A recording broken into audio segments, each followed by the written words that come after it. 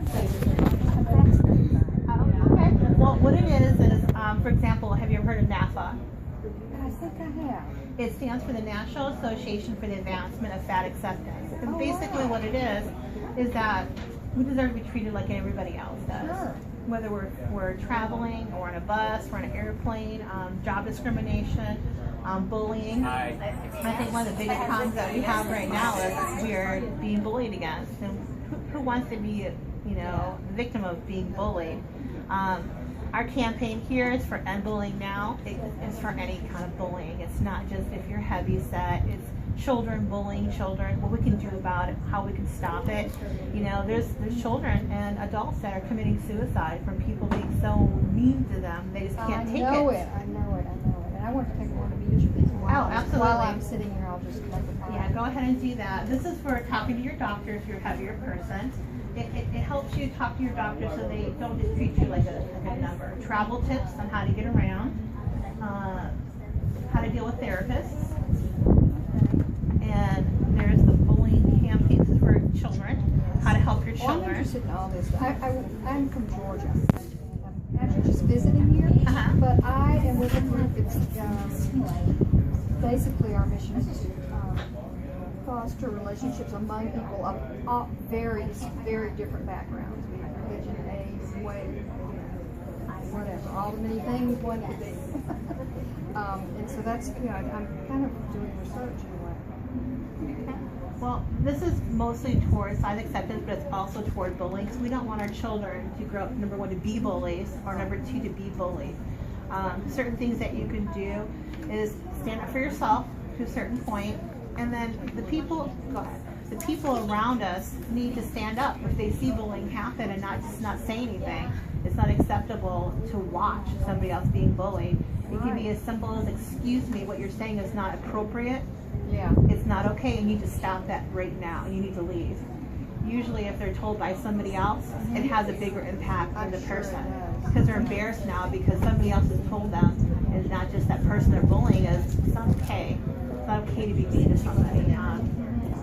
I'll be opening a chapter here in San Diego. We are clear in November of this year. I'll be president, my husband David, vice president, and our friend Eli, treasurer. So I guess we talk about misconceptions. If you're a heavy person, like you're not productive, you don't work. I've always worked my entire life. I'm 48. I graduated from San Diego State with a bachelor's. I got 4 associate's degrees. We work in real estate, so I have a real estate broker's license, which is a little bit up for being a realtor. So he's a realtor, so he's productive also. And we work together. I guess I want to say is Club Catalina. It's our size acceptance group here in San Diego. I've been doing it for about 7.5 years. This is actually me in a cartoon form, and dressed up as Wonder Woman. I've got myself dressed as double on the other one, and it's a 3-day bash everyone goes to once a year. And we've had other bashes out here in San Diego at the same hotel at Crown Plaza. Everyone is welcome. Like I was telling people, you will come in and see a size 2 girlfriend with her size 30 girlfriend dancing on the dance floor. And it's not just a party. We do pool parties, bonfires. We had a bowling league where we won a trophy, so we did well. We've done clothing exchanges, vendor fairs, drive-in nights, anything that's fun. SeaWorld, did SeaWorld, and we've been to the Allen Park. So we try to do things that people find interesting to do, like go to the Del Mar Fair together. I guess they call it the San Diego County Fair. They changed the name. Yesterday. Yeah. So it's just basically getting out there, having a good time, not letting people bother you or upset you about anything. And when we have these monthly events, it kind of helps people be in a safe atmosphere. Bullies don't really bully people as much when there's a group of them. They just they're too scared because they're cowards. Exactly. That's how I feel about it. So it's a little bit more protection for everybody, but you're having a good time.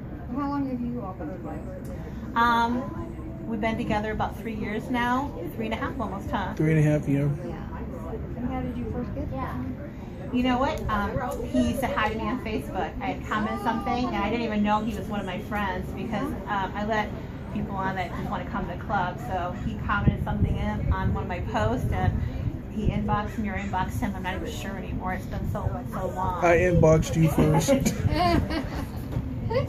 Well, that's great.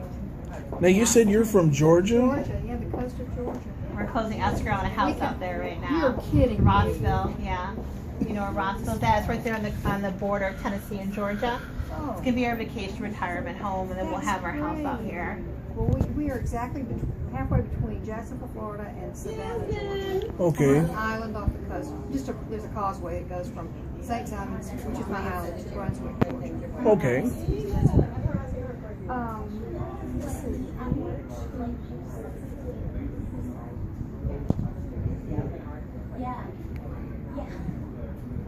I was just looking at these. I thought a few of these questions were good. Going back to that.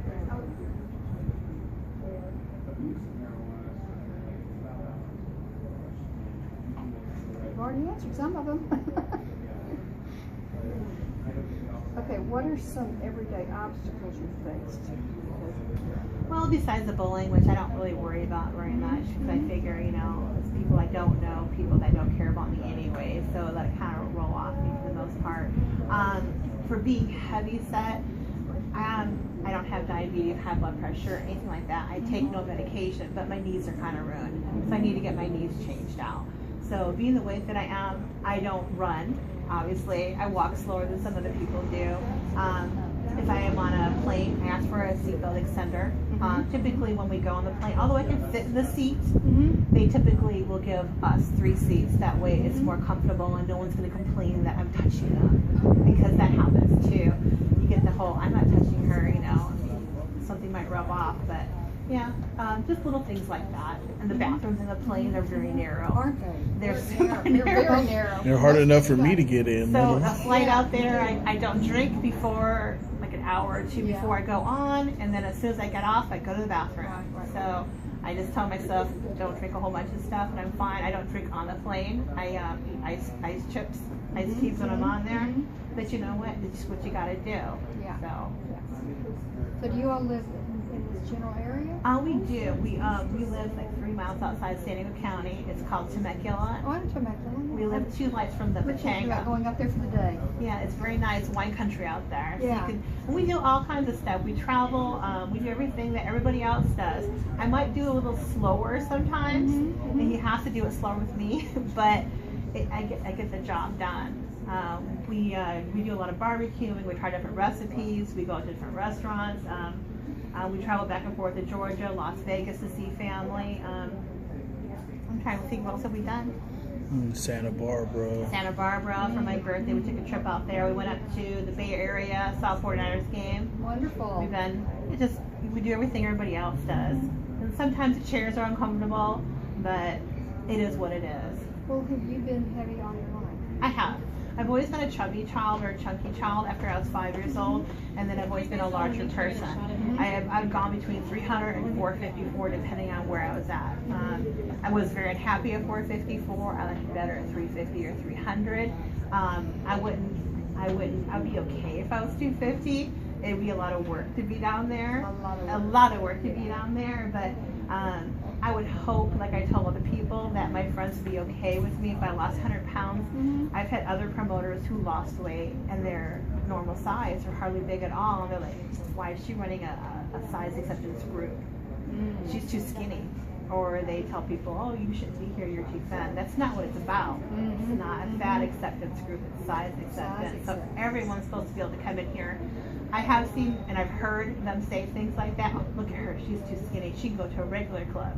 Oh, what did you just say? Did you not understand what this club is about? It's not about you being the bully now because a skinny person walked in. You don't refer to them as skinny people if you don't want them to refer to you as fat people. So it goes both ways. It's not okay to either way for me. So I had one person leave because she didn't like when I told her that. And I wasn't mean about it. I was like, no, it's not okay. How would you like if you went into a nightclub and someone said you're too fat? Well, they have before. It doesn't make it right. So why would you do it with somebody else? So I figure if they get mad, they can go. It's not what it's about. So if you were you must really feel, I mean, it must have been quite a difference to come down 100 pounds. Yeah, it is. It feels huge. so much better. You know, the problem with your leg, I have my knees replaced. So you don't feel it as much. It's like if you go to a pool and you feel weightless, take off 100 pounds and you feel so much better because you're feeling like you're walking around weightless. It's a difference. So it's a choice.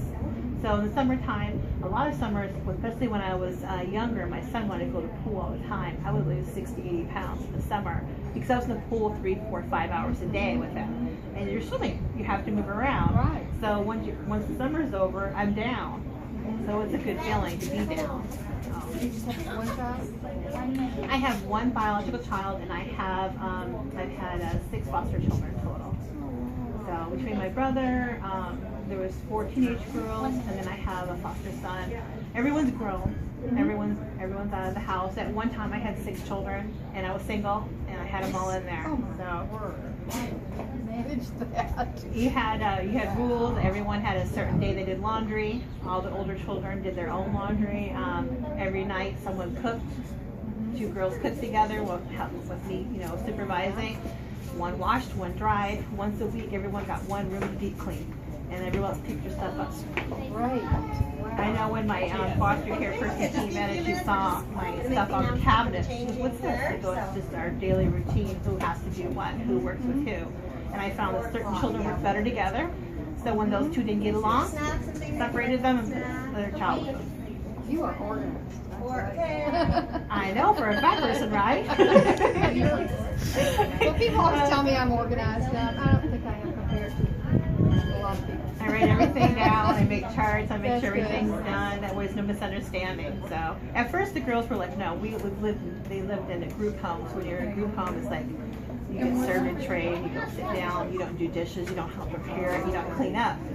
You don't live in a It was group a home, you live in my big house. change for her. I don't know if I want to do this. I said, well, you let me know if you want to eat, and then we'll come back to this discussion because this is part of eating at the house. Well, I don't know how to do laundry. Well, I'm going to show you how to do laundry.